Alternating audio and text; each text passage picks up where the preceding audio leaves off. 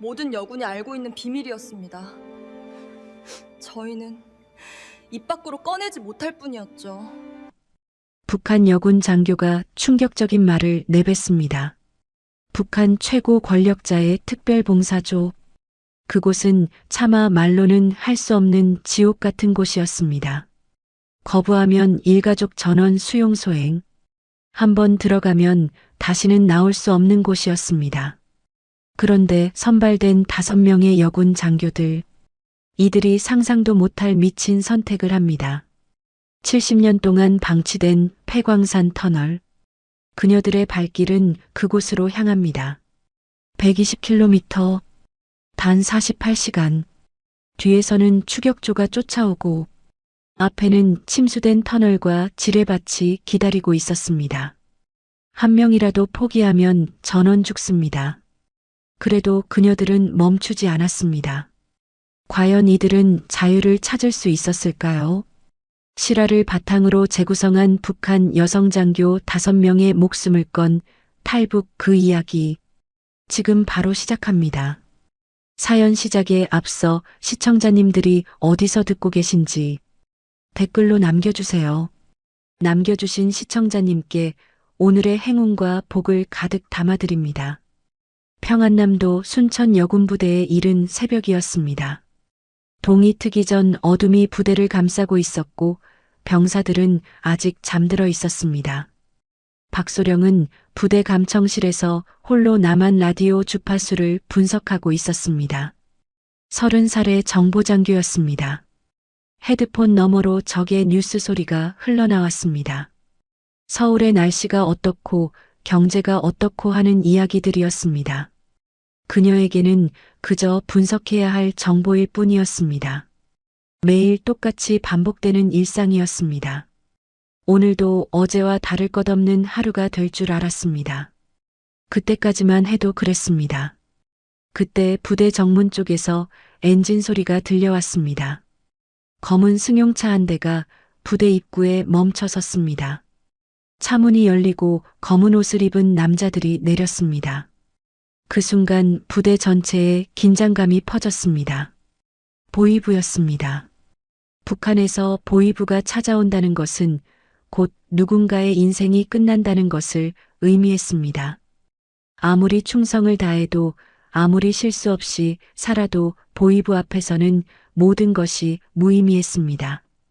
그들이 원하면 누구든 잡아갈 수 있었고 누구든 사라지게 만들 수 있었습니다. 병사들 사이로 공포가 번졌습니다. 누가 끌려가는 것인지 모두가 숨을 죽였습니다. 얼마 지나지 않아 긴급 소집 명령이 떨어졌습니다. 박소령, 김중희, 이중희, 최중희, 정소희. 5명 즉시 본부 회의실로 출두하라. 5명의 여성 장교가 지목되었습니다. 박소령은 헤드폰을 벗고 자리에서 일어났습니다. 심장이 빠르게 뛰기 시작했습니다. 무슨 일인지 알 수 없었지만 좋은 일이 아니라는 것만은 확실했습니다. 회의실로 향하는 복도에서 다른 4명과 마주쳤습니다. 김중희는 28살의 통신장교였고 이중희는 27살의 공병장교였습니다. 최중희는 26살의 의무장교였고 정소희는 5명 중 가장 어린 25살의 보급장교였습니다. 모두 각자의 분야에서 능력을 인정받은 엘리트 장교들이었습니다. 그렇기에 더욱 불안했습니다. 왜 하필 자신들 5명인지 누구도 이해할 수 없었습니다. 밀폐된 회의실 문이 열렸습니다. 안에는 보위부 관리가 기다리고 있었습니다. 5명이 들어서자 문이 닫혔습니다. 탈출구가 사라진 느낌이었습니다. 보위부 관리의 눈빛은 차갑고 무표정했습니다. 그가 천천히 붉은색 봉투를 꺼냈습니다. 당 중앙의 공식 문서를 담는 봉투였습니다. 5명의 긴장감이 최고조에 달했습니다. 관리가 입을 열었습니다. 당 중앙 특별 결정을 통보한다. 5명 모두 수령님 만수대 관저 특별봉사조로 선발되었다. 순간 회의실 안의 공기가 얼어붙었습니다. 5명의 얼굴이 하얗게 질렸습니다. 누구도 입을 열지 못했습니다. 숨소리조차 들리지 않았습니다. 특별봉사조. 그것이 무엇을 의미하는지 모르는 여군은 없었습니다. 겉으로는 영광스러운 선발이라고 포장되어 있었지만 실상은 달랐습니다. 한번 들어가면 다시는 나올 수 없는 곳이었습니다. 젊은 여성들의 청춘과 존엄이 짓밟히는 곳이었습니다. 권력자들의 놀이개가 되어 인생이 끝나는 곳이었습니다. 입 밖으로 꺼낼 수 없을 뿐 모든 여군이 알고 있는 공공연한 비밀이었습니다. 보위부 관리가 말을 이었습니다. 48시간 후에 평양행 군용기에 탑승한다. 준비하도록. 잠시 말을 끊었다가 그가 차갑게 덧붙였습니다. 만약 거부하거나 도주할 경우 본인은 물론이고 가족 전원이 정치범 수용소로 보내진다. 명심하라. 그 한마디가 5명의 가슴에 비수처럼 꽂혔습니다. 선택권은 없었습니다. 명령에 따르면 자신의 인생이 끝나고 거부하면 사랑하는 가족이 지옥으로 끌려갑니다. 어느 쪽을 선택해도 파멸이었습니다. 이것이 이 나라에서 여성으로 살아간다는 것의 의미였습니다. 보위부가 떠난 뒤에도 5명은 한동안 아무 말도 하지 못했습니다. 무거운 침묵이 회의실을 짓눌렀습니다. 누군가는 손을 떨었고 누군가는 눈물을 참느라 입술을 깨물었습니다. 절망이 공기처럼 그녀들을 감싸고 있었습니다. 한참 후에 먼저 입을 연 것은 박소령이었습니다. 그녀의 목소리는 낮았지만 단단했습니다. 우리에게 남은 시간은 48시간입니다. 김중희가 떨리는 목소리로 되물었습니다. 도망칠 곳이 어디 있습니까? 이 나라 어디를 가도 보위부의 손이 닿지 않는 곳이 없습니다. 국경은 삼엄하게 막혀 있고 탈북하다 잡히면 총살입니다. 박소령이 고개를 들었습니다. 그녀의 눈빛이 결연하게 빛났습니다. 있습니다. 길이 있습니다. 모두가 박소령을 바라봤습니다. 3달 전 박소령은 문서고를 정리하다가 우연히 오래된 지도 하나를 발견했습니다. 6.25 전쟁 당시에 사용되었던 극비 지도였습니다. 그 지도에는 평안남도에서 강원도까지 연결된 지하 터널이 표시되어 있었습니다. 일제강점기에 석탄을 운반하기 위해 만들어진 폐광산 터널이었습니다. 70년 넘게 아무도 사용하지 않은 채 방치된 길이었습니다. 그 터널을 통하면 남한으로 갈 수 있습니다. 순천에서 강원도 철원까지 직선거리로 약 120km입니다. 48시간 안에 주파할 수 있습니다. 모두가 숨을 멈췄습니다. 남한. 그것은 감히 입에 담는 것조차 반역이 되는 금지된 단어였습니다. 꿈에서나 상상해 볼 수 있는 다른 세계였습니다. 하지만 지금 이 순간 그것만이 유일한 희망이었습니다. 이중희가 조심스럽게 물었습니다. 70년이나 방치된 터널이 아직 통과 가능하겠습니까? 무너진 곳도 있을 텐데요. 위험 구간이 분명히 있을 겁니다. 하지만 불가능하지는 않습니다. 공병 출신인 당신이 도와주면 됩니다. 정소희가 눈물을 닦으며 말했습니다. 5명 중 가장 어린 그녀였지만 목소리는 단호했습니다. 함께 가겠습니다. 끝까지요. 여기 남아서 죽느니 탈출하다 죽는 게 낫습니다. 5명이 서로의 손을 맞잡았습니다. 차가웠던 손들이 서로의 온기를 나누었습니다. 이 순간부터 그녀들은 생사를 함께하는 운명 공동체가 되었습니다. 박소령이 말했습니다. 오늘 밤 자정에 부대 뒤편 페타냐코에서 만납시다. 그때까지 절대로 아무렇지 않은 척 평소처럼 행동해야 합니다. 조금이라도 눈치채이면 끝입니다. 5명은 각자의 자리로 흩어졌습니다. 남은 시간 동안 평소와 다름없이 일과를 수행했습니다. 하지만 겉으로 태연한 척해도 가슴속에서는 폭풍이 몰아치고 있었습니다. 저녁 점호 시간이 되었습니다. 줄을 서 있던 정소희의 눈가에 눈물이 맺혔습니다. 고향에 계신 어머니 얼굴이 떠올랐습니다. 다시는 볼 수 없을지도 모른다는 생각에 가슴이 미어졌습니다. 옆에 서 있던 최중희가 아무 말 없이 그녀의 손을 꼭 잡아주었습니다. 말은 필요 없었습니다. 밤이 깊어갔습니다. 박소령은 막사 침대에 누워 서랍 속에 숨겨둔 낡은 지도를 꺼냈습니다. 어둠 속에서 손가락으로 경로를 더듬으며 머릿속에 새겼습니다. 순천을 출발해서 맹산과 양덕을 거쳐 세포에서 방향을 틀어 철원까지 120km의 지하 터널 경로를 완벽하게 외웠습니다. 밤 11시 45분, 약속된 시간이 다가왔습니다. 한 명씩 차례로 막사를 빠져나왔습니다. 발소리를 죽이고 숨을 참으며 그림자처럼 움직였습니다. 경비병의 눈을 피해 부대 뒤편으로 향했습니다. 패탄약고의 녹슨 철문이 삐걱거리며 열렸습니다. 어둠 속에서 5개의 그림자가 하나로 모였습니다. 박소령이 작은 손전등을 켜며 나지막이 말했습니다. 이제 돌아갈 길은 없습니다. 우리 5명이 한 몸입니다. 한 명이라도 흔들리면 전원 죽습니다. 각오되셨습니까? 어둠 속에서 4개의 고개가 끄덕였습니다. 48시간의 사투가 시작되었습니다. 패탄약고 안은 오랫동안 사람의 손길이 닿지 않은 곳이었습니다. 곰팡내와 먼지 냄새가 코를 찔렀습니다. 녹슨 탄약 상자들이 어둠 속에 쌓여 있었고 거미줄이 천장을 뒤덮고 있었습니다. 박소령이 손전등을 바닥에 놓고 배낭에서 접힌 종이를 꺼냈습니다. 70년 된 낡은 지도였습니다. 누렇게 바랜 종이 위에 붉은색 선이 길게 그어져 있었습니다.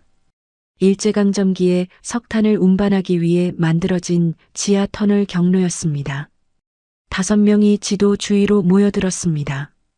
박소령이 손가락으로 경로를 짚으며 설명을 시작했습니다. 여기가 지금 우리가 있는 순천입니다. 여기서 출발해서 이 터널을 따라가면 강원도 철원까지 연결됩니다. 총 거리는 약 120km입니다. 48시간 안에 주파해야 합니다. 김중희가 지도를 들여다보며 물었습니다. 하루에 60km씩 걸어야 한다는 건데 가능하겠습니까? 그것도 지하 터널에서요. 쉽지 않을 겁니다. 하지만 해내야 합니다. 48시간이 지나면 우리가 사라진 걸 알게 됩니다. 그때부터 전국에 수배령이 내려집니다. 그 전에 남한 땅을 밟아야 합니다.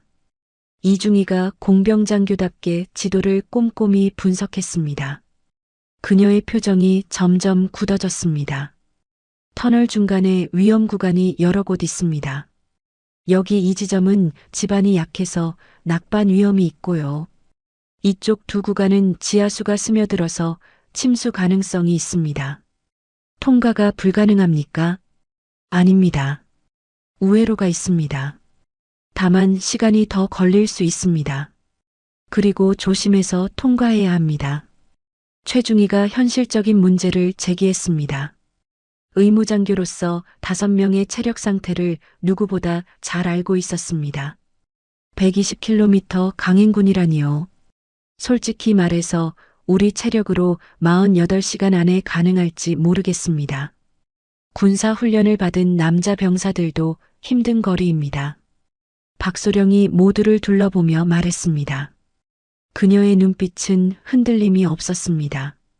불가능을 가능으로 만들어야 합니다. 여기 남으면 우리는 죽습니다. 특별봉사조에 끌려가면 인생이 끝나는 겁니다. 하지만 터널을 통과하면 살 수 있습니다. 힘들어도 가야 합니다. 다른 선택지가 없습니다. 무거운 침묵이 흘렀습니다. 모두가 현실의 무게를 느끼고 있었습니다. 그때 정소희가 눈물을 닦으며 입을 열었습니다. 5명 중 가장 어렸지만 목소리에는 단단한 결의가 담겨 있었습니다. 함께 가겠습니다. 끝까지요. 죽더라도 자유를 향해 가다 죽겠습니다. 그 한마디에 모두의 눈빛이 바뀌었습니다. 두려움 대신 결의가 차올랐습니다. 5명이 서로의 손을 맞잡았습니다. 박소령이 고개를 끄덕이며 말했습니다. 그럼 역할을 분담합시다. 각자의 전문 분야를 살려야 합니다. 그녀가 먼저 자신의 역할을 말했습니다. 저는 전체 지휘와 경로 안내를 맡겠습니다. 지도를 외웠으니 어둠 속에서도 길을 찾을 수 있습니다. 김중희를 바라보았습니다. 김중희는 무전 교란과 추적 방지를 담당해 주십시오. 통신장교니까 적의 무전을 감청하고 우리 위치가 노출되지 않도록 해야 합니다. 김중희가 고개를 끄덕였습니다. 알겠습니다. 소형방에 전파 장치를 만들 수 있습니다. 추격조가 오더라도 무전을 교란시킬 수 있습니다. 박소령이 이중희를 보았습니다. 이중희는 폐광산 구조 분석과 안전 확보를 맡아주십시오. 공병이니까 터널 상태를 판단하고 위험 구간을 통과하는 방법을 찾아야 합니다. 제가 필요한 장비를 챙기겠습니다. 로프와 안전고리 헬멧 손전 등이 필요합니다. 최중희 차례였습니다. 최중희는 응급의료와 체력 관리를 담당해 주십시오. 의무장교니까 부상자가 생기면 치료하고 모두의 컨디션을 관리해야 합니다. 48시간 동안 버틸 수 있는 의료품을 챙기겠습니다. 진통제와 소독약 붕대 링거까지 준비하겠습니다. 마지막으로 정소희를 바라보았습니다. 정소희는 식량과 물자 확보를 맡아주십시오. 보급장교니까 우리가 먹고 버틸 수 있는 것들을 준비해야 합니다. 5명이 이틀 동안 버틸 식량을 챙기겠습니다. 압축 건빵과 초코바 정수 정제를 구할 수 있습니다. 역할 분담이 끝났습니다. 박소령이 시계를 확인했습니다. 새벽 1시가 넘어 있었습니다. 지금부터 타임라인을 정합니다. 그녀가 바닥에 손가락으로 숫자를 썼습니다. 오늘 낮 동안 각자 맡은 물자를 확보합니다. 절대로 들키면 안 됩니다. 평소처럼 행동하면서 틈틈이 준비하십시오. 모두가 고개를 끄덕였습니다. 내일 밤 자정에 다시 여기서 만납니다. 그때 탈출을 시작합니다. 48시간 카운트다운이 시작되는 겁니다. 박소령이 모두를 둘러보았습니다. 오늘 하루가 가장 중요합니다. 조금이라도 의심받으면 끝입니다. 표정 관리하고 평소처럼 행동하십시오. 긴장하면 얼굴에 나타납니다. 정소희가 불안한 목소리로 물었습니다. 만약 물자를 구하다가 들키면 어떻게 합니까? 들키면 안 됩니다. 박소령의 대답은 단호했습니다. 한 명이라도 발각되면 5명 모두 끝입니다. 가족들까지 연루됩니다. 무슨 일이 있어도 들키면 안 됩니다. 무거운 침묵이 흘렀습니다. 모두가 책임감의 무게를 느꼈습니다. 박소령이 마지막으로 말했습니다. 우리는 이제 한 몸입니다. 5명 중 누구 하나라도 포기하면 전원 죽습니다. 하지만 끝까지 함께하면 모두 살 수 있습니다. 믿어도 되겠습니까? 4명이 동시에 대답했습니다. 믿습니다. 박소령이 손전등을 껐습니다. 어둠 속에서 5명이 일어섰습니다. 그럼 각자 막사로 돌아갑니다. 내일 밤 자정에 다시 만납시다. 한 명씩 차례로 패탄약고를 빠져나갔습니다. 어둠 속으로 사라지는 그림자들. 아무도 뒤돌아보지 않았습니다. 박소령은 마지막으로 남아 지도를 다시 접었습니다. 가슴에 품고 어둠 속으로 걸어나갔습니다. 막사로 돌아온 5명은 각자의 침대에 누웠습니다. 하지만 아무도 잠들지 못했습니다. 천장을 바라보며 같은 생각을 했습니다. 내일이 되면 모든 것이 시작됩니다. 성공하면 자유이고 실패하면 죽음입니다. 선택지는 없었습니다. 오직 앞으로 나아가는 것만이 살 길이었습니다. 새벽 5시에 기상 나팔이 울렸습니다. 5명 모두 평소처럼 침대에서 일어났습니다. 간밤에 한숨도 자지 못했지만 피곤한 기색을 내비칠 수 없었습니다. 오늘 하루가 모든 것을 결정하는 날이었습니다. 조금이라도 이상한 낌새를 보이면 끝이었습니다. 아침 점호가 끝나고 각자 맡은 임무를 시작했습니다.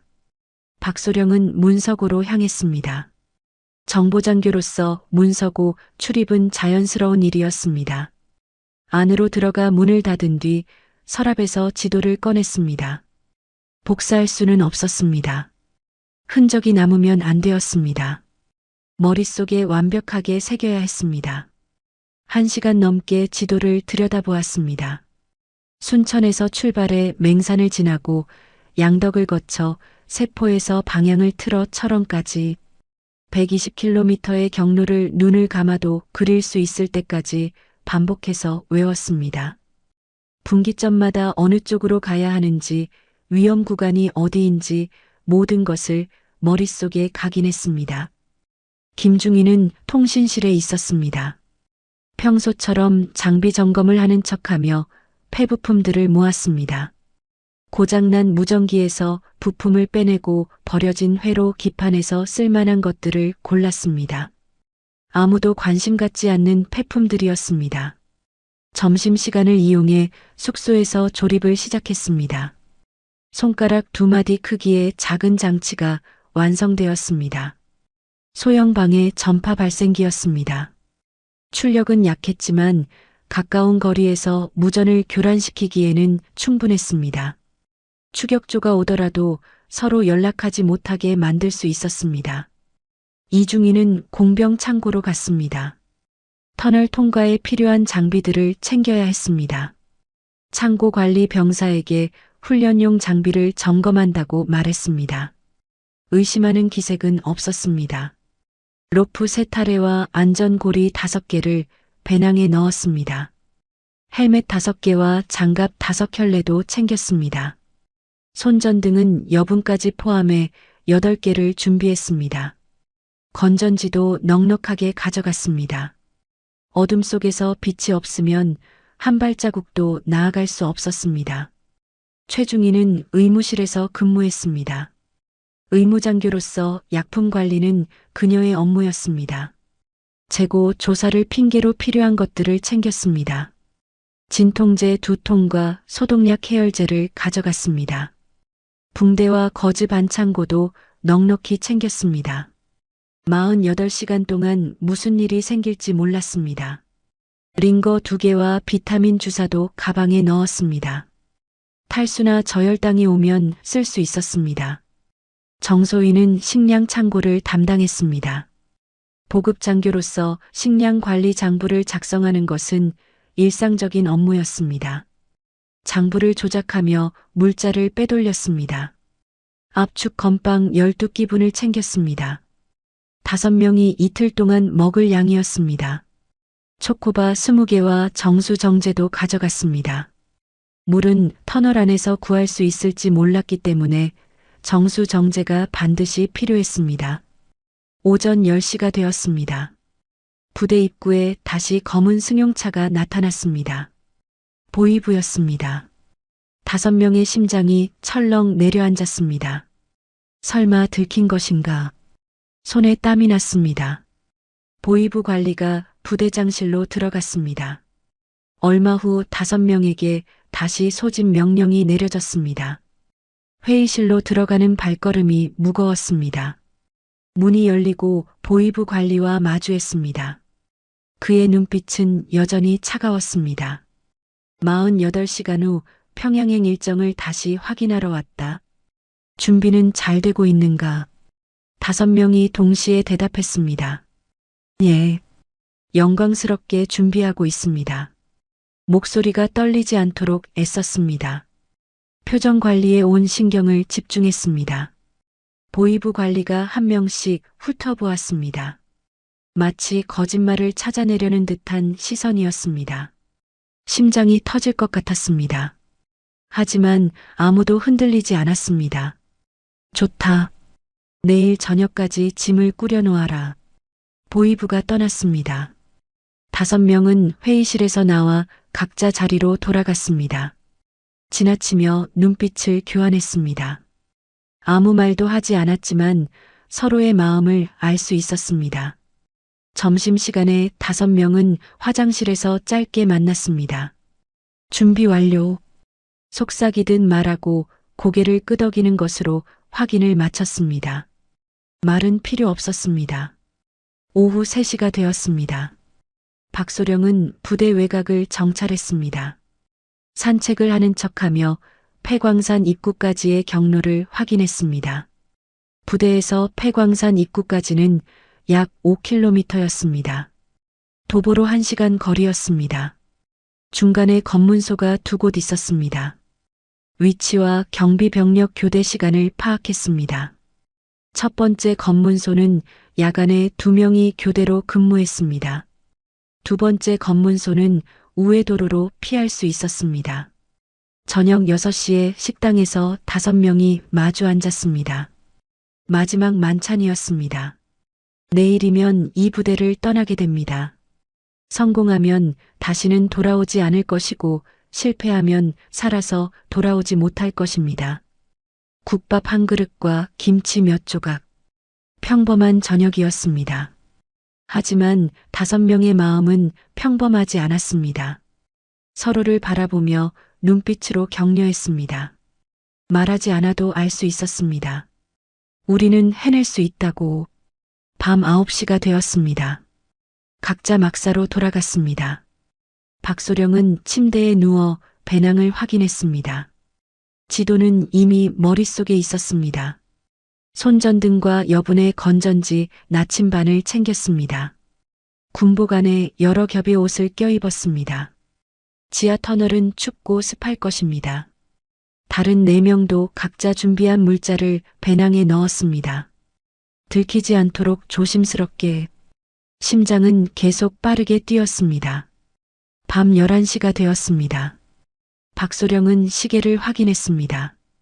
1시간 남았습니다. 손이 떨렸습니다. 깊게 심호흡을 했습니다. 지금까지 준비한 모든 것이 1시간 후에 시작됩니다.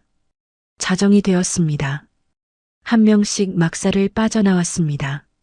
발소리를 죽이고 숨을 참으며 어둠 속으로 사라졌습니다. 경비병의 눈을 피해 부대 뒤편으로 향했습니다. 폐차량 보관소에 5개의 그림자가 모였습니다. 박소령이 작게 말했습니다. 전원 집결 완료. 물자 확인하겠습니다. 한 명씩 배낭을 열어 준비물을 확인했습니다. 모든 것이 갖춰져 있었습니다. 박소령이 고개를 끄덕였습니다. 48시간 카운트다운 시작합니다. 지금부터 우리는 탈영병입니다. 잡히면 죽습니다. 하지만 포기하지 않으면 살 수 있습니다. 5명이 서로를 바라보았습니다. 두려움과 결의가 뒤섞인 눈빛이었습니다. 출발합니다. 5개의 그림자가 어둠 속으로 움직이기 시작했습니다. 48시간의 사투가 본격적으로 시작되었습니다. 자정을 5분 지나 폐차량 보관소에서 5명이 최종 점검을 마쳤습니다. 박소령이 낮은 목소리로 말했습니다. 이제 출발합니다. 폐광산 입구까지 5km입니다. 중간에 검문소가 있습니다. 통과 방법은 제가 준비했습니다. 그때 김중희가 주머니에서 무언가를 꺼냈습니다. 작은 열쇠였습니다. 이게 뭡니까? 군용 지프 열쇠입니다.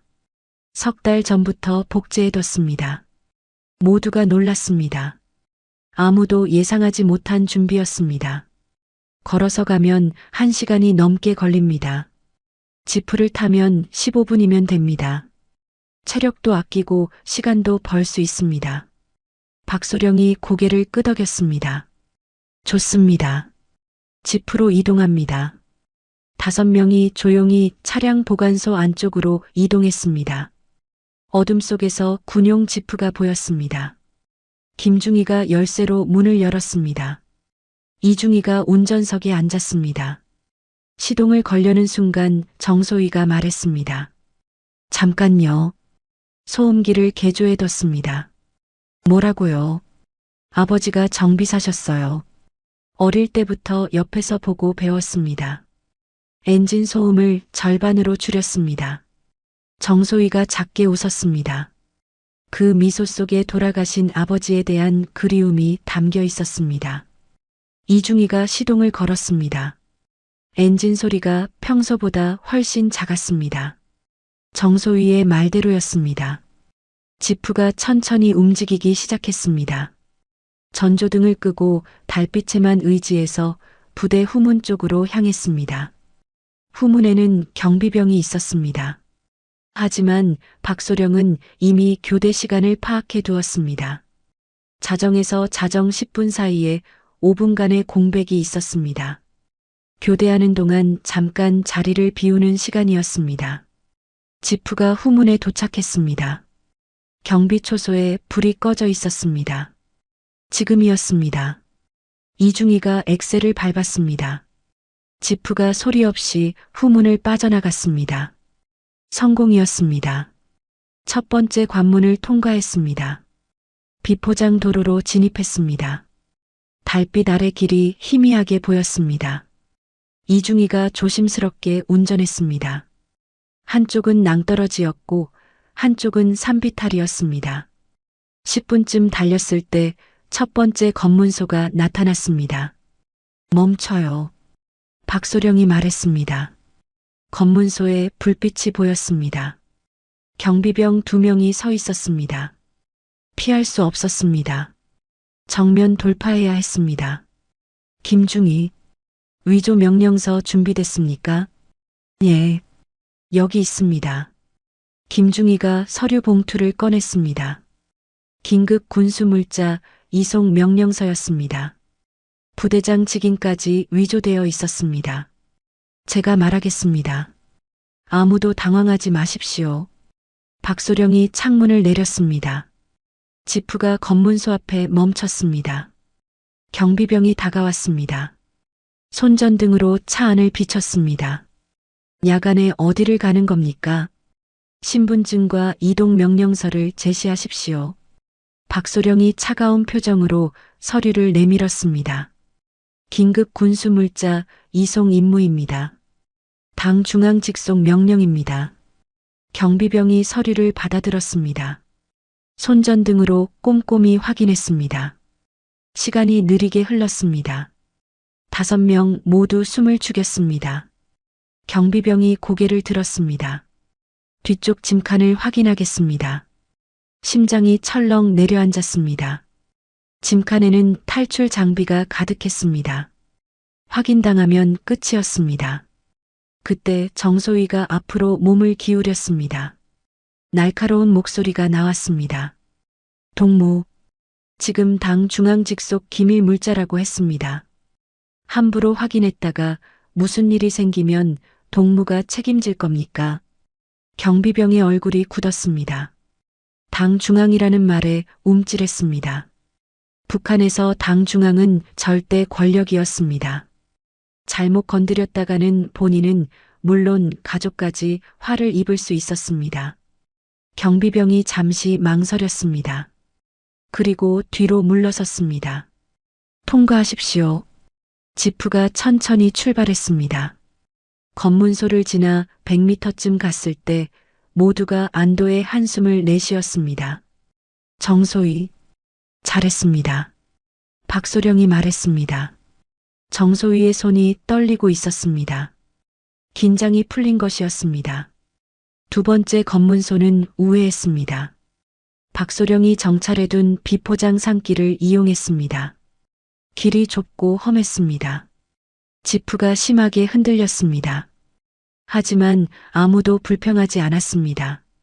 새벽 2시가 되었습니다. 지프가 숲속에 멈췄습니다.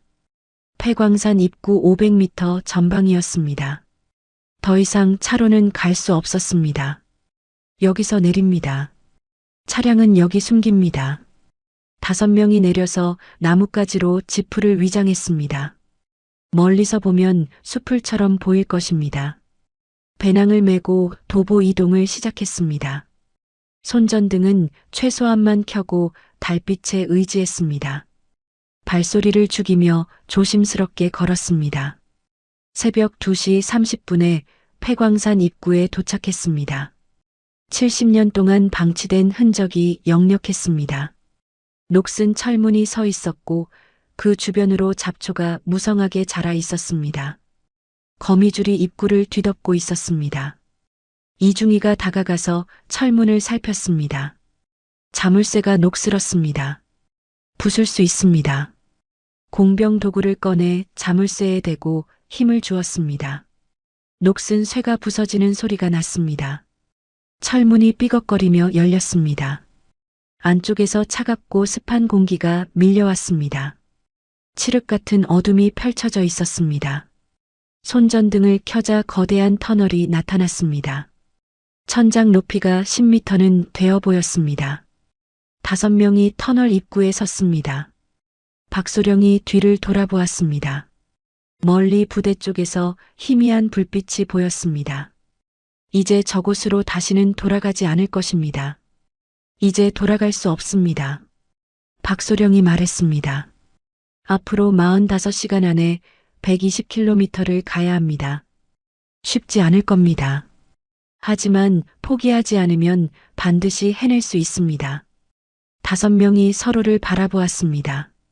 두려움이 있었지만 결의가 더 강했습니다. 출발합니다. 한 줄로 서서 터널 안으로 들어갔습니다. 박소령이 맨 앞에서 길을 안내했습니다. 이중이가 맨 뒤에서 안전을 살폈습니다. 손전등 불빛이 어둠을 갈랐습니다. 5개의 그림자가 지하 세계로 사라져갔습니다. 지상에서의 삶은 끝났습니다. 이제 자유를 향한 여정만이 남았습니다. 터널 안으로 들어서자 세상이 완전히 달라졌습니다. 지상의 달빛도 별빛도 없었습니다. 오직 손전등 불빛만이 유일한 빛이었습니다. 칠흑 같은 어둠이 사방을 감싸고 있었습니다. 손전등을 끄면 눈앞에 손을 가져다 대도 보이지 않을 정도였습니다. 공기가 달랐습니다. 탁하고 습했습니다. 곰팡내와 흙냄새가 코를 찔렀습니다. 70년 동안 갇혀있던 공기였습니다. 최중희가 먼저 경고했습니다. 천천히 호흡하세요. 산소 농도가 낮습니다. 급하게 움직이면 어지러울 수 있습니다. 배낭에서 마스크를 꺼내 나눠주었습니다. 5명이 마스크를 착용했습니다. 터널 바닥에는 오래된 철로가 깔려 있었습니다. 녹이 슬어 붉은색으로 변해 있었습니다. 일제강점기에 석탄을 운반하던 수레가 다니던 길이었습니다. 철로 사이사이에 자갈이 깔려 있었고 군데군데 물웅덩이가 고여 있었습니다. 박소령이 앞장서서 걸었습니다. 머릿속에 새긴 지도를 떠올리며 방향을 잡았습니다. 이 철로를 따라가면 됩니다. 첫 번째 분기점까지 약 20km입니다. 5명이 한 줄로 걸었습니다. 발소리가 터널벽에 부딪혀 울렸습니다. 물방울 떨어지는 소리가 간간히 들렸습니다. 그 외에는 아무 소리도 없었습니다. 세상에서 완전히 단절된 느낌이었습니다. 1시간이 지났습니다. 첫 번째 분기점에 도착했습니다. 터널이 2갈래로 나뉘어 있었습니다. 왼쪽과 오른쪽 어느 쪽으로 가야 하는지 표지판 같은 것은 없었습니다. 박소령이 잠시 멈춰서서 생각했습니다. 머릿속으로 지도를 그렸습니다. 왼쪽입니다. 망설임 없이 왼쪽 터널로 들어섰습니다. 다른 4명이 뒤를 따랐습니다. 박소령을 믿는 수밖에 없었습니다. 김중희가 무전기를 꺼내 주파수를 맞췄습니다. 잡음 사이로 북한군 통신이 들렸습니다. 외부 상황을 감청하겠습니다. 잠시 귀를 기울이던 김중희가 말했습니다. 아직 타령이 발각되지 않았습니다. 오전 점호 전까지 약 5시간 남았습니다. 5시간. 그 안에 최대한 멀리 가야 했습니다. 발각되면 추격이 시작될 것입니다. 2시간이 더 지났습니다. 20km 지점을 통과했습니다. 갑자기 천장에서 물방울이 뚝뚝 떨어지기 시작했습니다. 처음에는 몇 방울이었는데 점점 많아졌습니다. 바닥에 물이 고이기 시작했습니다. 이중이가 앞으로 나와 터널 상태를 살폈습니다. 침수 구간에 접근하고 있습니다. 지도에 표시된 위험 구간입니다. 50m쯤 앞에 물웅덩이가 보였습니다. 손전등으로 비춰보니 물이 허리 높이까지 차 있었습니다. 폭은 약 30m 정도였습니다. 정소희의 얼굴이 하얗게 질렸습니다. 저 물을 건너야 합니까? 우회로가 없습니다. 건너야 합니다. 이중이가 대답했습니다. 정소희가 뒤로 물러섰습니다. 목소리가 떨렸습니다. 저는 수영을 못합니다. 물이 무서워요. 어린 시절 물에 빠질 뻔한 적이 있었습니다. 그 이후로 깊은 물을 보면 공포가 밀려왔습니다.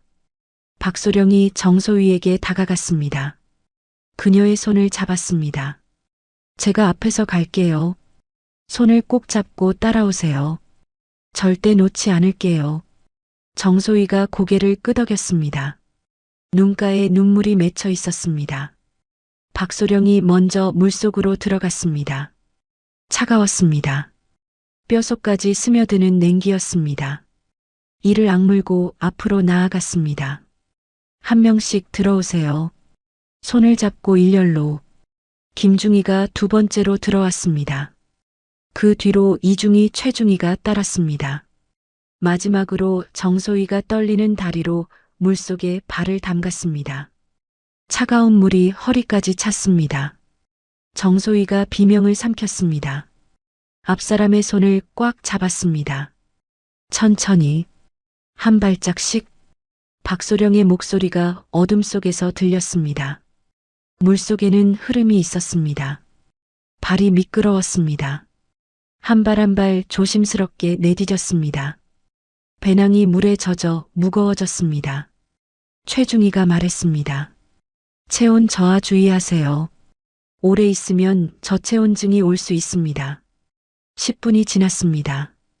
영원처럼 느껴지는 시간이었습니다. 드디어 건너편에 도착했습니다. 한 명씩 물 밖으로 나왔습니다. 전원 몸이 떨리고 있었습니다. 젖은 옷에서 물이 뚝뚝 떨어졌습니다. 잠깐 쉬면서 옷을 짜겠습니다. 박소령이 말했습니다. 5명이 젖은 옷을 짜내고 마른 옷으로 갈아입었습니다. 체온을 유지하는 것이 중요했습니다. 정소희가 배낭에서 비상식량을 꺼냈습니다. 압축 건빵과 초코바를 나눠주었습니다. 물 한 모금씩 마셨습니다. 잠깐이지만 소중한 휴식이었습니다. 다시 출발했습니다. 4시간이 지났습니다. 50km 지점에 도달했습니다. 절반을 온 것입니다. 그때 김중희의 무전기에서 다급한 목소리가 흘러나왔습니다. 긴급 상황입니다. 모두가 멈춰 섰습니다. 김중희가 무전기에 귀를 기울였습니다. 얼굴이 점점 굳어졌습니다. 타령이 발각됐습니다. 심장이 멈추는 것 같았습니다. 오전 점호에서 5명이 없는 것을 확인했습니다. 지금 부대 전체가 뒤집어졌습니다. 김중희가 계속 보고했습니다. 비상수배령이 발령됐습니다. 여군 장교 5명 긴급 체포 명령입니다. 전국 검문소 봉쇄 지시가 내려졌습니다. 이중희가 물었습니다. 폐광사는요? 여기를 알고 있습니까? 아직은 모르는 것 같습니다. 하지만 시간 문제입니다. 수색 범위를 넓히면 결국 찾아낼 겁니다. 박소령이 이를 악물었습니다. 예상보다 빨리 발각됐습니다. 이제 진짜 쫓기는 신세가 됐습니다. 휴식은 끝입니다. 박소령이 단호하게 말했습니다. 지금부터 강행군합니다. 추격조가 오기 전에 최대한 거리를 벌려야 합니다. 70km가 남았습니다. 5명이 다시 일어섰습니다. 지친 몸을 이끌고 어둠 속으로 걸어 들어갔습니다. 이제 진짜 사투가 시작됐습니다. 뒤에서는 추격조가 쫓아오고 앞에서는 미지의 위험이 기다리고 있었습니다. 하지만 멈출 수 없었습니다. 살기 위해서는 계속 앞으로 나아가야 했습니다. 타령이 발각된 후 5명은 쉬지 않고 걸었습니다. 터널 안은 여전히 칠흑 같은 어둠이었습니다. 손전등 불빛만이 앞길을 비췄습니다. 발소리와 거친 숨소리가 터널 벽에 부딪혀 울렸습니다. 6시간이 지났습니다.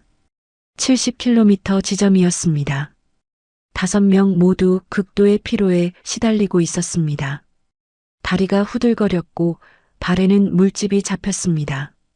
젖은 군화 안에서 발이 쓸려 피가 났습니다. 하지만 아무도 불평하지 않았습니다. 멈추면 죽는다는 것을 알고 있었습니다. 그때 정소희가 갑자기 비명을 지르며 쓰러졌습니다. 정소희. 박소령이 달려갔습니다. 정소희가 바닥에 주저앉아 발목을 잡고 있었습니다. 발목을 삐었습니다.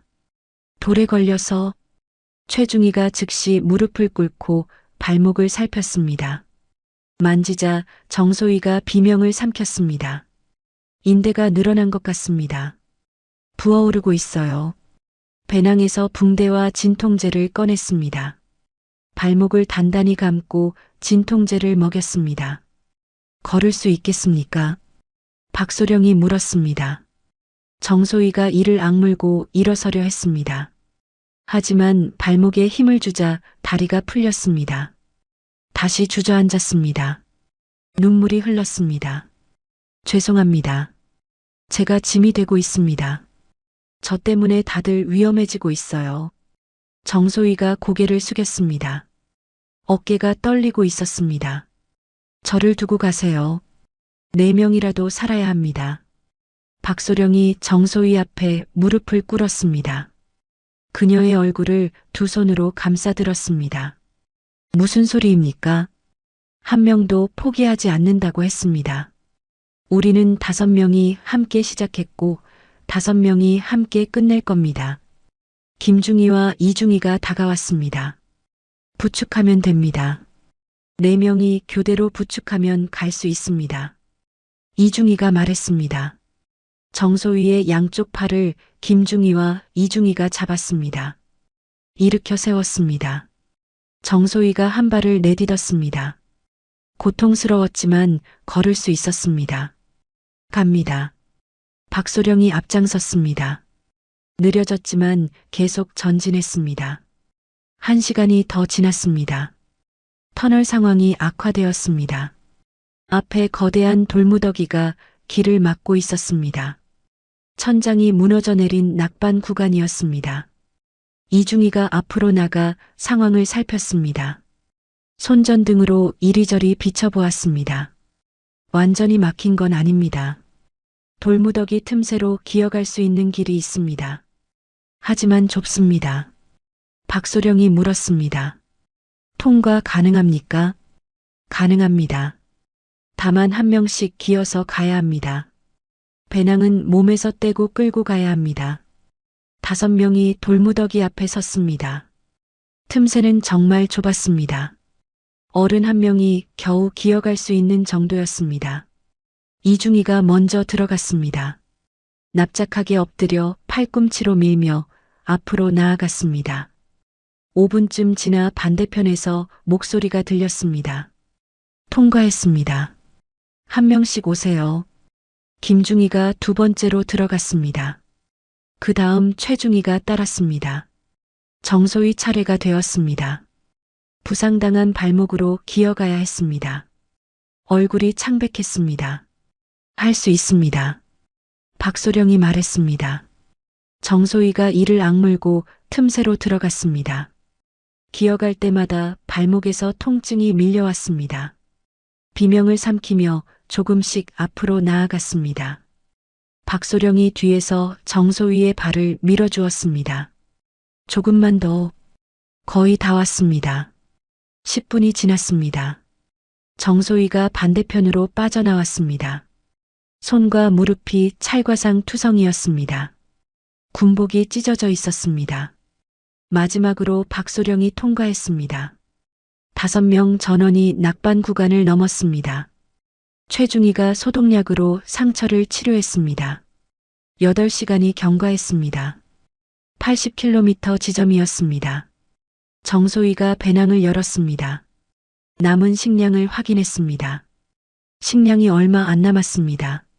물도 바닥나고 있어요. 예상보다 빠른 소진이었습니다. 침수 구간을 건너면서 일부가 젖어 못 쓰게 된 것도 있었습니다. 그때 김중희가 무전기에서 손을 떼며 말했습니다. 나쁜 소식입니다. 모두가 김중희를 바라보았습니다. 북한군 추격조가 폐광산 입구에 진입했습니다. 우리를 뒤쫓고 있습니다. 심장이 얼어붙는 느낌이었습니다. 거리가 얼마나 됩니까? 약 6시간 뒤에 있습니다. 하지만 그들은 우리보다 빠릅니다. 건장한 남자 병사들이고 장비도 좋습니다. 박소령이 계산했습니다. 우리 속도가 시속 10km, 추격조는 시속 15km는 될 겁니다. 40km가 남았는데 이 속도면 따라잡힙니다. 절망이 밀려왔습니다. 이중희가 말했습니다. 정소희 부상에 우리도 지쳤습니다. 속도를 더 낼 수 없습니다. 침묵이 흘렀습니다. 모두가 막막한 표정이었습니다. 박소령의 눈빛이 바뀌었습니다. 무언가를 결심한 눈이었습니다. 우리 속도를 높일 수 없다면 그들의 속도를 늦춰야 합니다. 어떻게 해요? 터널 일부를 무너뜨립니다. 모두가 놀랐습니다. 이중희가 물었습니다. 폭약 없이 어떻게 무너뜨립니까? 아까 지나온 낙반 위험 구간이 있었습니다. 천장이 불안정한 곳이요. 거기에 인위적으로 충격을 주면 무너질 수 있지 않습니까? 이중희가 생각에 잠겼습니다. 공병으로서 구조를 분석했습니다. 가능합니다. 지지대 역할을 하는 바위 몇 개를 빼내면 연쇄적으로 무너질 겁니다. 하지만 위험합니다. 제가 가겠습니다. 이중희가 말했습니다. 안 됩니다. 혼자 가면 위험합니다. 박소령이 말렸습니다. 하지만 이중희는 단호했습니다. 공병은 저뿐입니다. 다른 사람이 하면 실패할 수 있습니다. 30분이면 다녀올 수 있습니다. 박소령이 이중희를 바라보았습니다. 그녀의 눈에 결의가 차 있었습니다. 반드시 돌아오십시오. 약속합니다. 이중희가 뒤로 돌아 어둠 속으로 뛰어갔습니다. 4명이 기다렸습니다. 시간이 느리게 흘렀습니다. 10분이 지나고 20분이 지났습니다. 멀리서 쿵 하는 소리가 들렸습니다. 땅이 미세하게 흔들렸습니다. 성공한 것입니다. 얼마 후 이중희가 뛰어왔습니다. 숨을 헐떡이고 있었습니다. 온몸이 먼지투성이었습니다. 해냈습니다. 터널이 막혔습니다.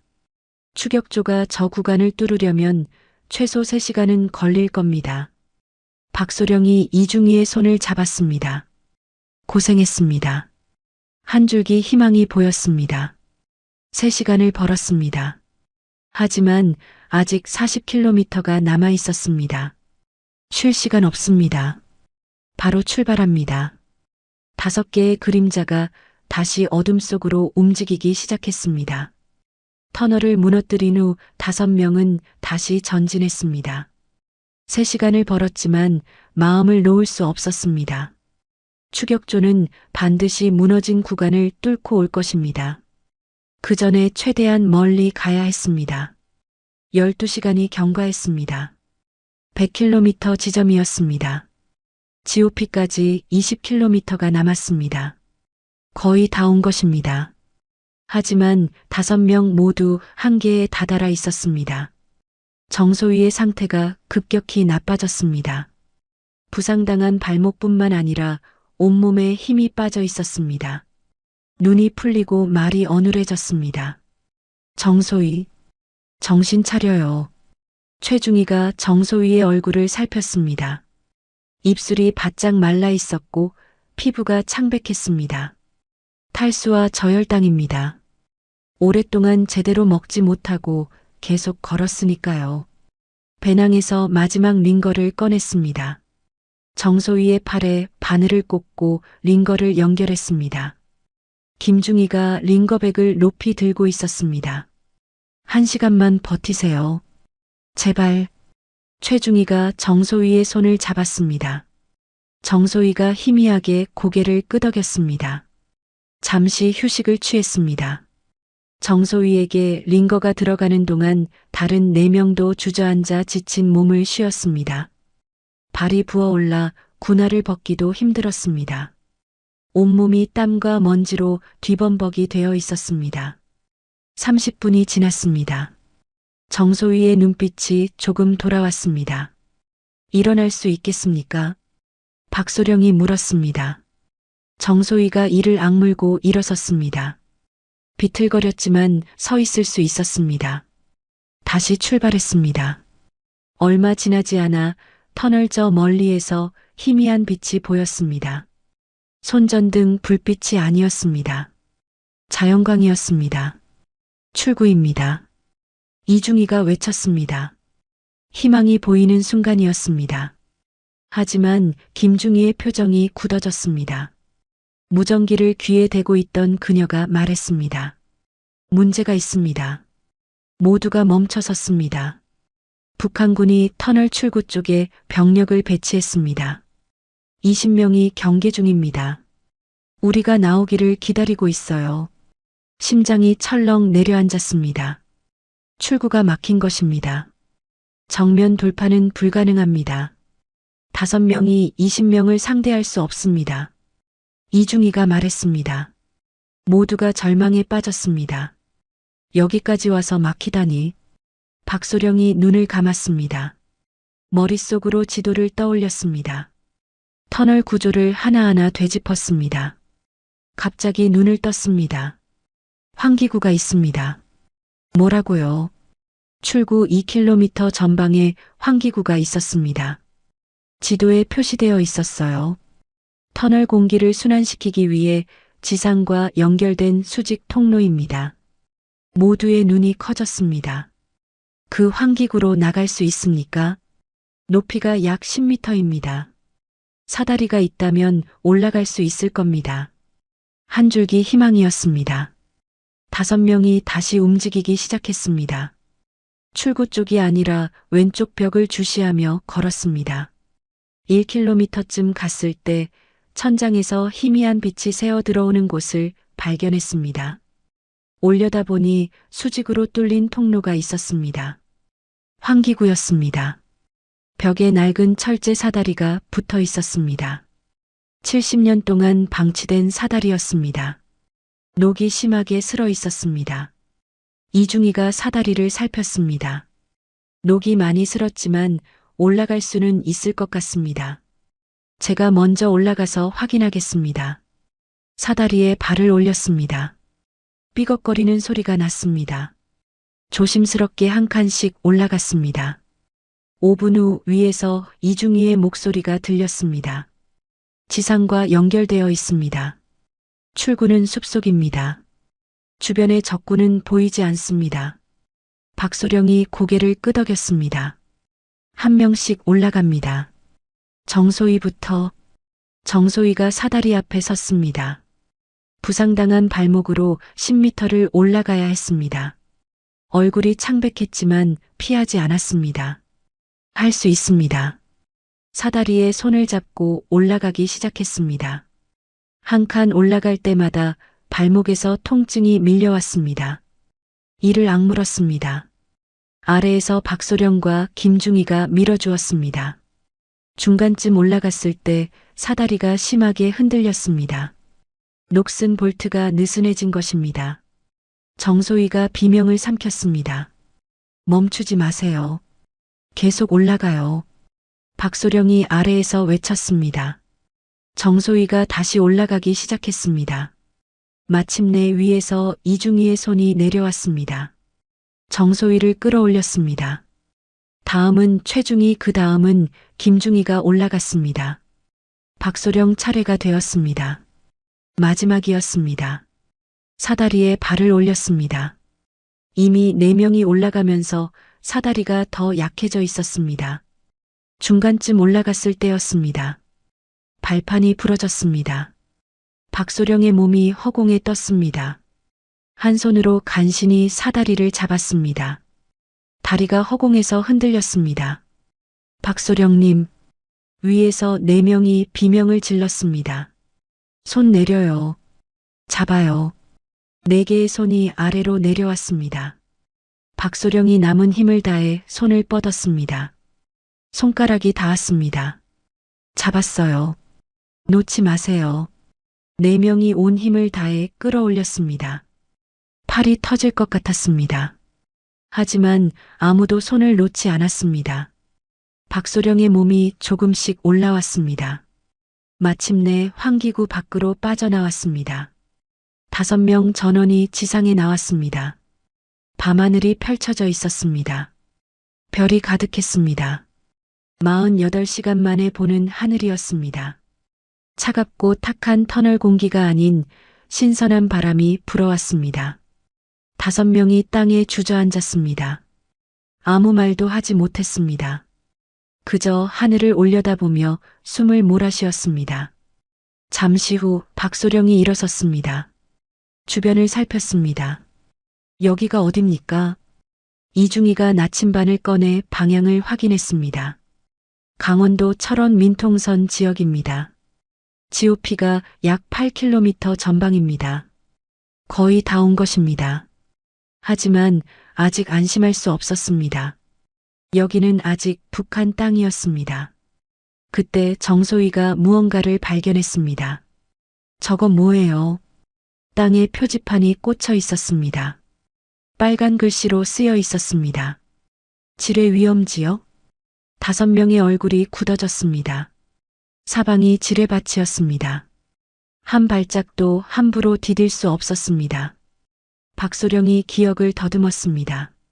지도에 지뢰 매설 지역이 표시되어 있었습니다. 하지만 지뢰가 없는 안전한 통로도 있었습니다. 제 뒤를 정확히 따라오세요. 제 발자국을 그대로 밟으세요. 절대 벗어나면 안 됩니다. 5명이 일렬로 섰습니다. 박소령이 맨 앞에서 천천히 걸었습니다. 한 발짝 한 발짝 신중하게. 심장이 터질 것 같았습니다. 발을 내디딜 때마다 폭발할지 모른다는 공포가 밀려왔습니다. 30분 동안 2km를 이동했습니다. 저 멀리 불빛이 보였습니다. GOP 초소의 불빛이었습니다. 정소희의 눈에서 눈물이 흘렀습니다. 저기예요. 저기가 자유예요. GOP 초소의 불빛이 점점 가까워졌습니다. 5명은 지뢰밭을 벗어나 숲속으로 들어섰습니다. 나무 사이로 철책선이 보였습니다. 대한민국과 북한을 가르는 군사분계선이었습니다. 저 철책만 넘으면 자유였습니다. GOP까지 3km가 남았습니다. 5명이 마지막 힘을 짜내며 전진했습니다. 정소희를 김중희와 이중희가 양쪽에서 부축했습니다. 모두가 비틀거렸습니다. 발이 천근만근이었습니다. 하지만 멈출 수 없었습니다. 여기서 멈추면 모든 것이 물거품이 되는 것입니다. 2km를 남겨두고 숲이 끝났습니다. 탁 트인 공간이 나타났습니다. GOP 철책이 눈앞에 보였습니다. 그 순간 강렬한 빛이 5명을 비췄습니다. 서치라이트였습니다. 한국군 GOP에서 쏘는 탐조등이 5명을 정조준하고 있었습니다. 눈을 뜰 수 없을 정도로 밝았습니다. 동시에 확성기 소리가 울려 퍼졌습니다. 정지, 움직이지 마시오. 손을 머리 위로 올리시오. 한국어였습니다. 남한 군인의 목소리였습니다. 5명의 눈에서 동시에 눈물이 흘렀습니다. 박소령이 먼저 2 손을 높이 들어 올렸습니다. 목청껏 외쳤습니다. 투항합니다. 우리는 북한 탈북자입니다. 귀순 의사가 있습니다. 다른 4명도 손을 들어 올렸습니다. 정소희는 무릎을 꿇었습니다. 더 이상 서 있을 힘이 없었습니다. 최중희가 옆에서 부축했습니다. 잠시 후 GOP 쪽에서 움직임이 있었습니다. 무장한 한국군 병사들이 천천히 다가왔습니다. 총을 겨눈 채 신중하게 접근했습니다. 무기 소지 여부를 확인하겠습니다. 움직이지 마십시오.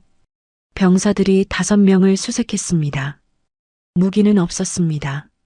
배낭 안에는 남은 식량과 의료품 손전 등뿐이었습니다. 박소령이 군복깃을 열어 계급장을 보여주었습니다.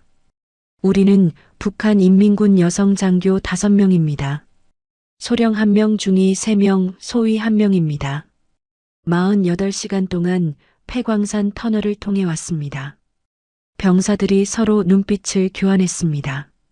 이런 경우는 처음이었습니다. 한 명이 무전기를 들었습니다. GOP 72, 본부 응답하십시오. 북한군 여성 장교 5명이 귀순 의사를 표명했습니다. 지시 바랍니다. 잠시 후 무전기에서 응답이 왔습니다. 신원 확인 후 GOP 내부로 인도하라는 지시였습니다. 10분 후 GOP 부대장이 직접 나왔습니다. 중령 계급장을 달고 있었습니다. 5명의 신원을 1차 확인했습니다. 북한 인민군 장교가 맞습니까? 예, 그렇습니다. 귀순 동기가 무엇입니까? 박소령이 대답했습니다. 특별봉사조로 선발되어 평양으로 끌려갈 처지였습니다.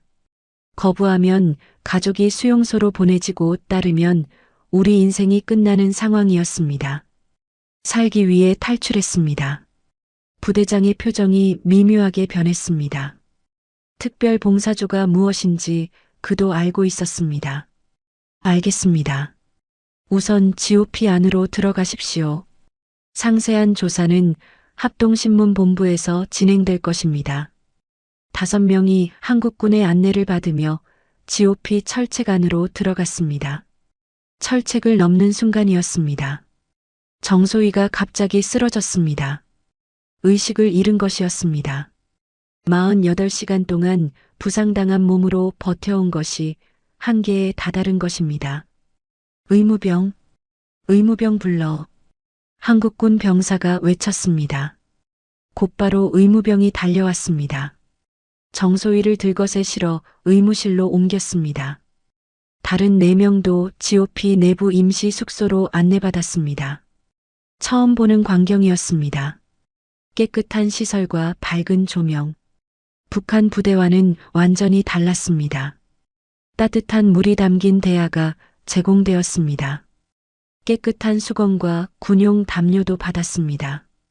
48시간 동안 씻지 못하고 땀과 먼지에 절어있던 몸을 닦았습니다. 따뜻한 물이 피부에 닿자 눈물이 났습니다. 1시간 후 의무실에서 연락이 왔습니다. 정소희가 의식을 회복했다는 소식이었습니다.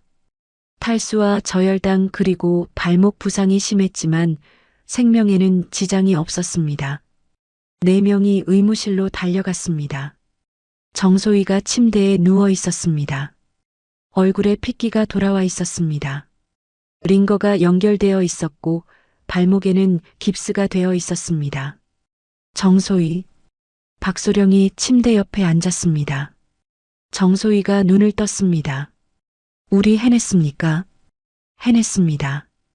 여기가 대한민국입니다. 정소희의 눈에서 눈물이 흘렀습니다. 입술이 떨렸습니다. 살았네요. 우리 정말 살았네요. 5명이 손을 맞잡았습니다. 아무 말도 하지 않았습니다. 그저 서로의 손을 잡고 울었습니다. 48시간 동안 참아왔던 모든 감정이 터져나왔습니다. 공포와 고통과 절망, 그리고 마침내 찾아온 안도감. 부대장이 들어왔습니다. 5명을 바라보며 말했습니다. 합동신문본부에 연락했습니다.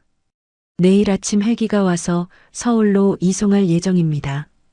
오늘 밤은 여기서 푹 쉬십시오. 박소령이 일어나 경례를 했습니다. 감사합니다. 그날 밤 5명은 GOP 임시 숙소에서 함께 잠들었습니다.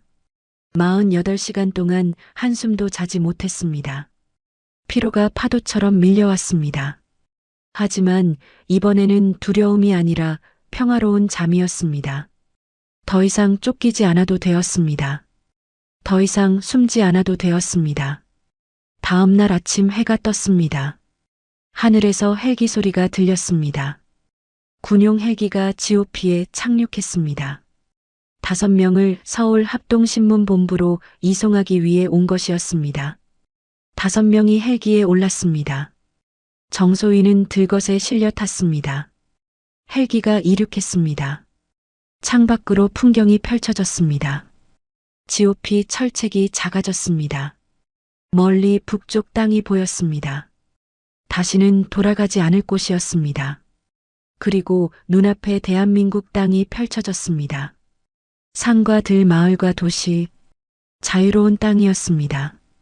박소령이 창밖을 바라보며 중얼거렸습니다. 우리가 해냈다.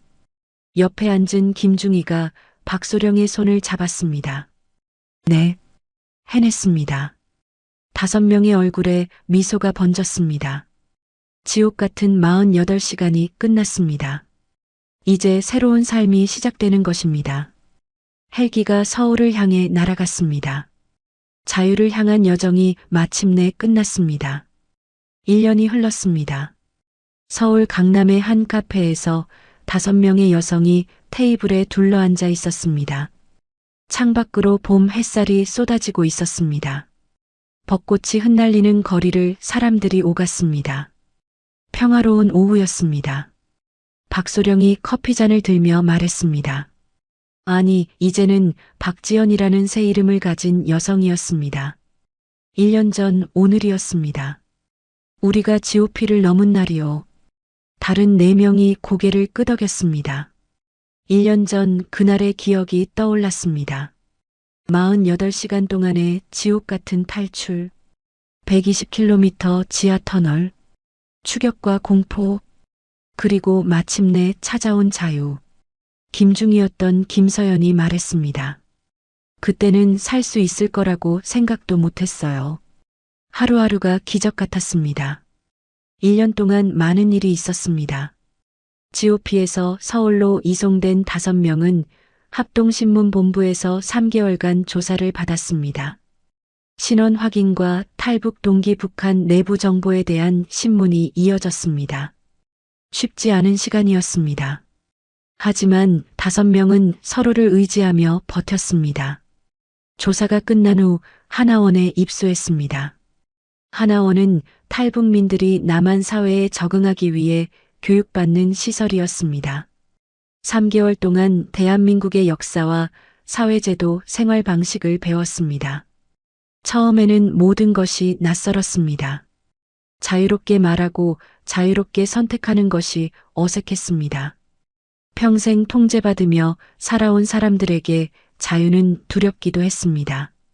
하지만 시간이 지나면서 적응해 갔습니다. 새로운 이름을 받았습니다. 새로운 주민등록번호도 발급받았습니다. 대한민국 국민으로서 새 삶을 시작할 준비가 되었습니다. 하나원을 수료한 후 각자의 길을 찾아 나섰습니다. 박지연은 정보 분석 능력을 인정받아 국가정보원 산하연구소에 취직했습니다. 북한 관련 정보를 분석하는 일이었습니다. 자신이 가장 잘 아는 분야였습니다. 적이었던 나라를 분석하는 것이 아이러니했지만 그녀는 이 일에서 보람을 찾았습니다. 김서연은 통신기술을 살려 IT 회사에 입사했습니다. 처음에는 기술 격차 때문에 힘들었습니다. 북한의 통신기술은 남한에 비해 수십 년 뒤처져 있었습니다. 하지만 밤을 새워 공부했습니다. 1년 만에 실력을 인정받아 팀장 후보로 거론되고 있었습니다. 이중이었던 이수진은 건설회사에서 일하고 있었습니다. 공병 출신답게 구조 분석 능력이 뛰어났습니다. 현장에서 인정받아 프로젝트 매니저로 승진했습니다. 터널을 무너뜨려 추격조를 막았던 경험은 아무에게도 말하지 않았습니다. 하지만 그 경험이 그녀를 강하게 만들었습니다. 최중이었던 최은정은 의료 자격증 시험을 준비하고 있었습니다. 북한에서 의무장교로 근무한 경력은 남한에서 인정받지 못했습니다. 처음부터 다시 시작해야 했습니다. 힘들었지만 포기하지 않았습니다. 올해 안에 간호사 자격증을 딸 예정이었습니다. 그 후에는 간호대학에 편입할 계획이었습니다. 정소위였던 정유진은 대학에 입학했습니다. 25살의 새내기가 되었습니다. 주변 학생들보다 나이가 많았지만 개의치 않았습니다. 배움의 나이가 무슨 상관이냐고 그녀는 말했습니다. 경영학을 전공하며 창업을 꿈꾸고 있었습니다. 발목 부상은 완치되어 이제는 뛸 수도 있었습니다. 카페에서 5명이 이야기꽃을 피웠습니다. 정유진이 말했습니다. 지난주에 꿈을 꿨어요. 터널 안을 걷는 꿈이었어요. 어둠 속에서 손전등 불빛만 보이고요. 나도 가끔 그런 꿈을 꿔요. 이수진이 대답했습니다. 그때 기억이 아직도 생생해요. 평생 잊지 못할 것 같아요. 최은정이 고개를 끄덕였습니다. 하지만 후회하지 않아요. 그때 탈출하지 않았으면 지금의 우리는 없었을 테니까요. 박지현이 커피잔을 내려놓으며 말했습니다. 맞아요. 우리는 선택했어요. 죽음 앞에서 삶을 선택했어요. 공포 앞에서 희망을 선택했어요. 그 선택이 우리를 여기까지 데려왔어요. 5명이 서로를 바라보았습니다. 1년 전 패탄약고에서 손을 맞잡았던 기억이 떠올랐습니다. 그때는 절망뿐이었습니다. 하지만 지금은 달랐습니다. 각자의 자리에서 새로운 삶을 살고 있었습니다. 김서연이 가방에서 봉투를 꺼냈습니다. 사실 오늘 여러분께 보여드릴 게 있어요. 봉투에서 사진 5장을 꺼냈습니다. 각각 다른 여성의 사진이었습니다. 나이든 여성, 젊은 여성, 어린아이. 이게 뭐예요? 우리 가족들이에요. 북한에 두고 온 가족들이요. 모두가 숨을 멈췄습니다. 어떻게 구한 거예요? 탈북민 네트워크를 통해서요. 우리 가족들 소식을 수소문했어요. 김서연의 눈에 눈물이 맺혔습니다. 우리 어머니 아직 살아계세요. 수용소에 끌려가지 않았대요. 우리가 탈북한 후 가족들이 조사를 받았지만 직접적인 연루 증거가 없어서 풀려났대요. 정유진이 사진을 집어들었습니다. 사진 속 여성은 그녀의 어머니였습니다. 어머니, 눈물이 흘렀습니다. 언젠가 다시 만날 수 있을까요? 박지현이 정유진의 손을 잡았습니다. 만날 수 있을 거예요. 반드시요. 통일이 되면 가장 먼저 달려갈 거예요. 5명이 다시 손을 맞잡았습니다. 1년 전처럼 박지현이 말했습니다. 우리 약속해요. 매년 오늘 이 자리에서 만나기로요. 우리가 자유를 찾은 날을 기억하면서요. 4명이 동시에 대답했습니다. 약속해요. 창밖으로 벚꽃이 흩날렸습니다. 봄바람이 불어왔습니다. 5명의 여성이 웃고 있었습니다. 1년 전 그들은 죽음을 각오하고 어둠 속으로 뛰어들었습니다. 120km의 지하 터널을 걸었습니다. 추격과 공포와 싸웠습니다. 그리고 마침내 자유를 찾았습니다. 이제 그들 앞에는 무한한 가능성이 펼쳐져 있었습니다. 새로운 시작이었습니다. 그리고 이것은 끝이 아니라 시작이었습니다. 자유를 향한 여정은 계속될 것입니다. 언젠가 그들의 가족도 자유를 찾는 날이 올 것입니다. 그날까지 5명은 각자의 자리에서 열심히 살아갈 것입니다. 희망을 품고 서로를 믿으며. 안녕하세요. 인생 어울림입니다. 감동적인 이번 영상 가슴 따뜻히 시청하셨나요? 여러분의 생각을 댓글로 남겨주시어 다른 분들과 마음을 나눠주세요. 구독과 좋아요는 사랑입니다.